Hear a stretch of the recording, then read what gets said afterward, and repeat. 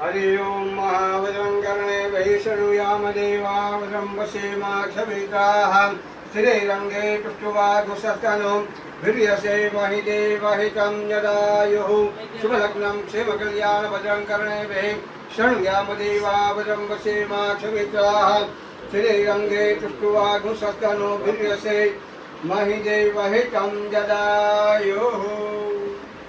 खूब सुखी थाओ, તમારા યજ્ઞ જીવન સફળ થાય। ભગવાન રામજીને સાનિધ્યમાં તમારું લગ્ન થયું, કંઈક ને કંઈક તમારા પૂર્વજન્મના પુણ્ય હોય છે અને સરસ મજાને જ્યારે ભગવાનને આવા સમય આપ્યા હોય ત્યારે ખૂબ સારી રીતે રહેજો અને સુખ દુઃખ તો બધાને જીવનમાં આવતું હોય।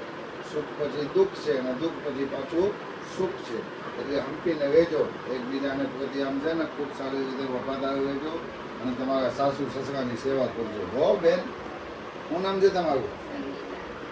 સાસુ સસરાની સાચવજો, સેવા કરજો। પતિ એ જ પરમેશ્વર, તમારા ઘરવાળા છે ને એ જ તમારા માટે ભગવાન છે। જે કંઈક માંગશો એ તમને લઈ આવી દે, પણ એના કયું કરજો। જય શ્રી રામ।